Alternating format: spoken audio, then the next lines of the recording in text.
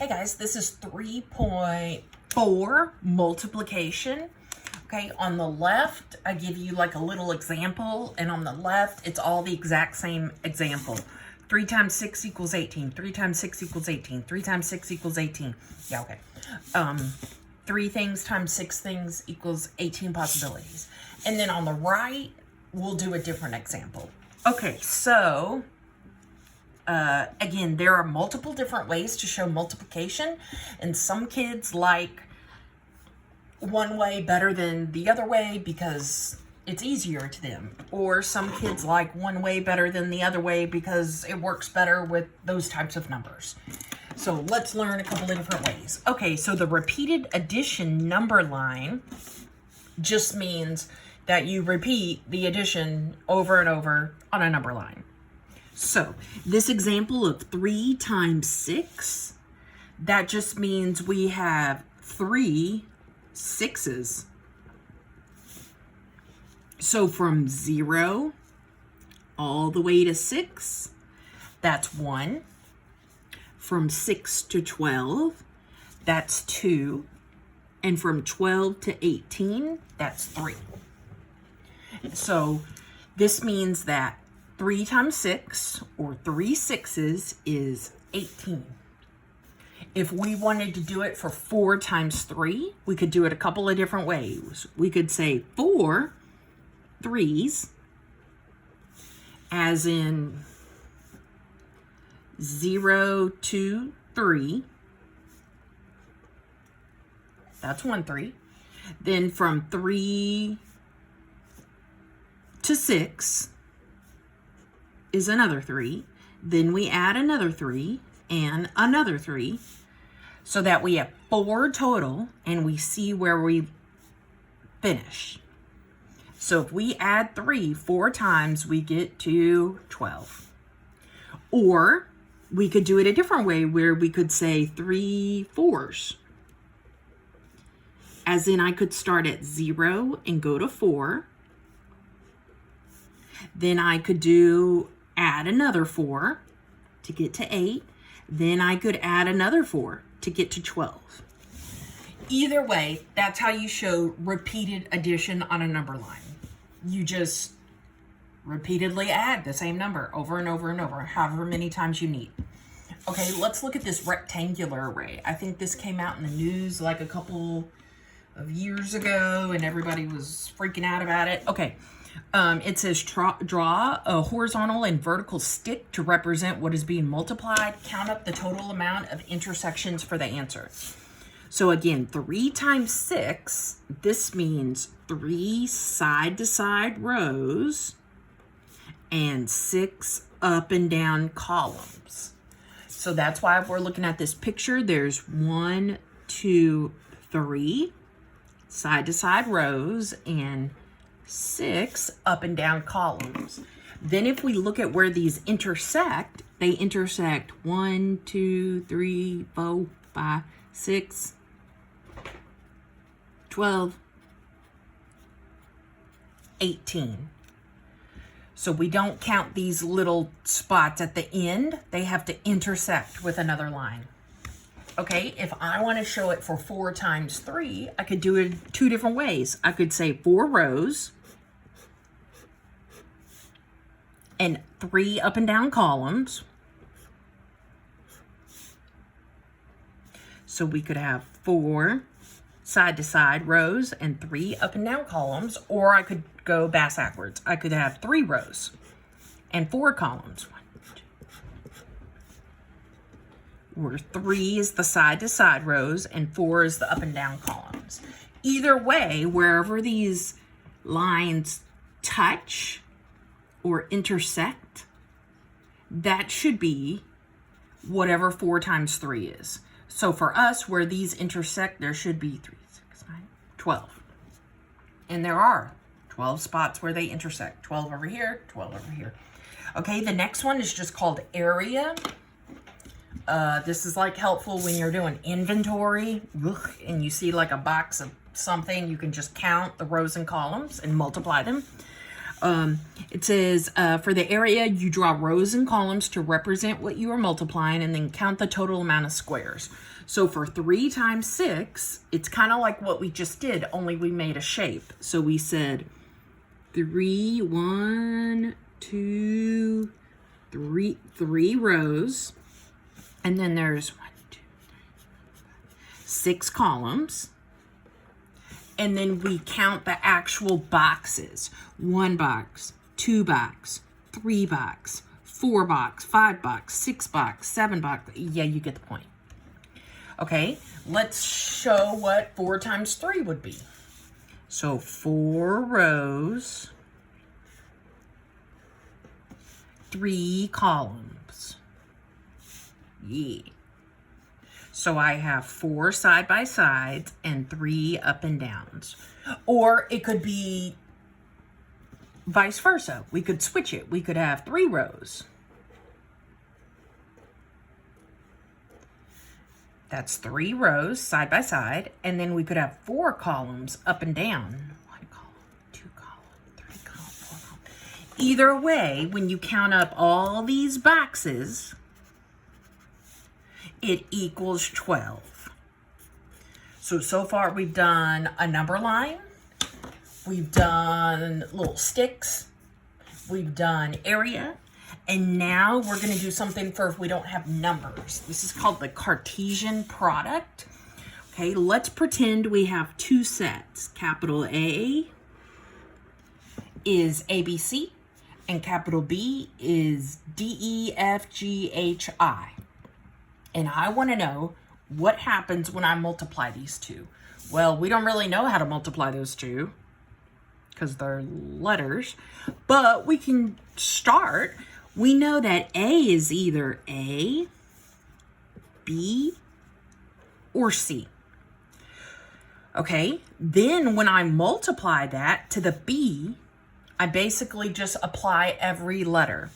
So when I multiply this with B, I get A,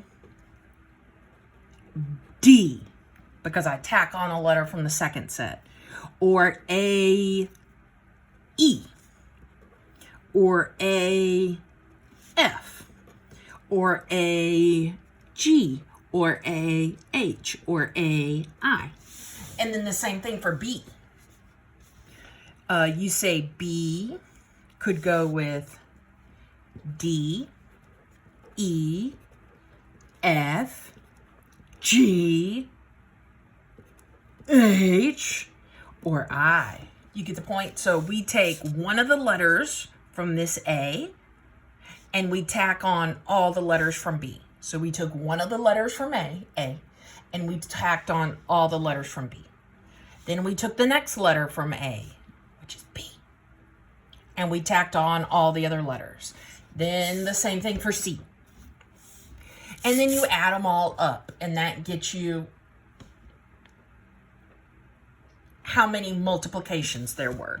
So for the A, it looks like there's 6. For the B, there's 6. There's probably going to be another 6 for the C. And then you add those up, and we get 18. Yay. Okay, if I wanted to show that 4 times 3 was 12, I'd probably say, okay, A has 4 things in it. So let me write down 4 things. A, B, C, D. Then B is going to have 3 things. So let me write down 3 different letters. Maybe E, F, G. And then it would, I think I wrote H, my bad. E, F, G, that's 3 letters. Okay, then I would take the letter from A and apply all the B letters. So A, E, A, F, A, G. Then I'd go through that and do it again with this B. B, E, B, F, B, G. Anyway, until I had 12 different possibilities. So for this one, this example over here on the left, there were 18 possibilities. You should have 12 possibilities if you're doing 4 times 3. So right now I only listed 3 because I ran out of room. But if I were to list more, there'd be 9 more. Okay, let's look at something kind of common sense to us, but it might be a little bit more difficult for children. Okay, so it says, for each of the following, find if possible a whole number that makes the equation true. And honestly, you can just use your brain if you want to, for this one. Part A says 3 times z equals 18. So that's kind of like saying, if you were trying to explain it to a kid, you could say, okay, if I have 3 rows,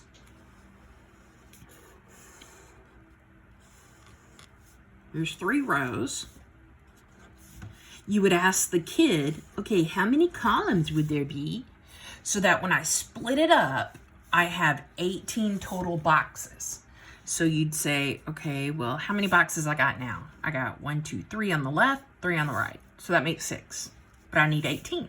So let me add another column. How many do I got now? 3, 6, 9. That's only 9. Add another column, 12. 3, 6, 9, 12. Add another column.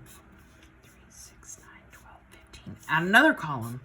3, 6, 9, 12, 15. Hey, this makes 18 little boxes. So, how many columns did I draw? 1, 2, 3, 4, 5, 6. 6. So, z equals 6 for part A. For part B, you can use algebra if you want, or we can try and use a picture.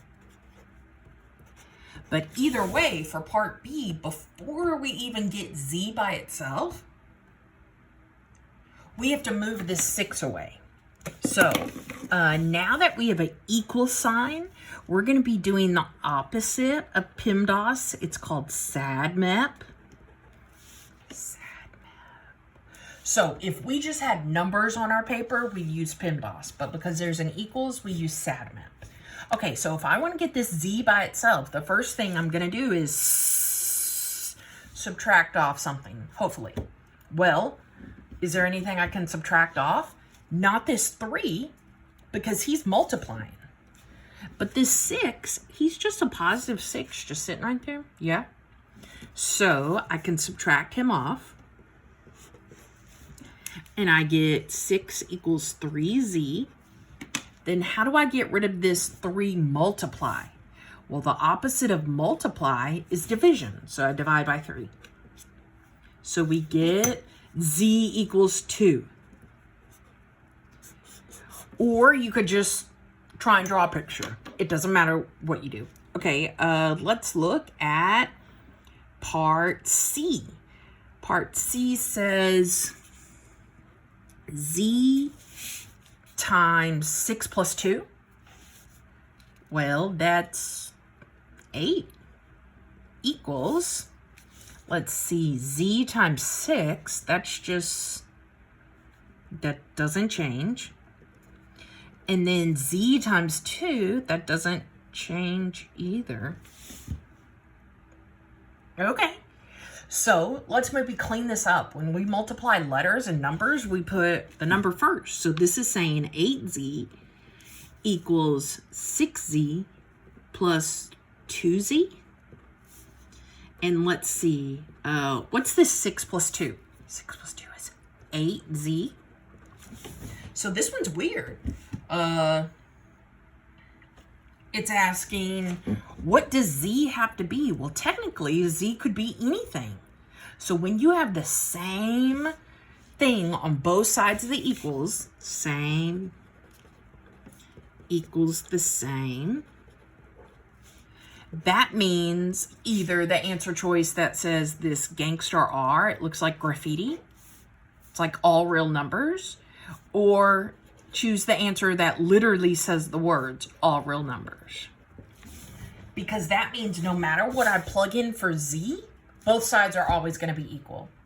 Like if I put a 2 in for this z, I have 8 times 2, that's 16, equals 8 times 2, that's 16.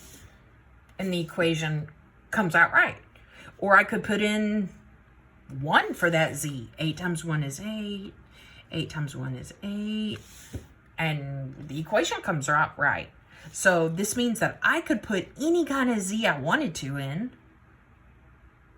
and the equation's going to come out right. So for part C, the answer is all real numbers. There should be a multiple choice that says that. Okay, let's look at this sucker. I think we technically already did this one on a past test, but we'll still do it again. Okay, it says possible total combinations. Multiply the numbers of all objects together to get the total. Yeah, we've definitely already done this. It says a designer has designed different tops, pants, and jackets to create outfits. How many different outfits can the models wear if she has designed the following pieces? Okay, so we're going to take 6 and multiply it with 9 and multiply it with 3. And that should be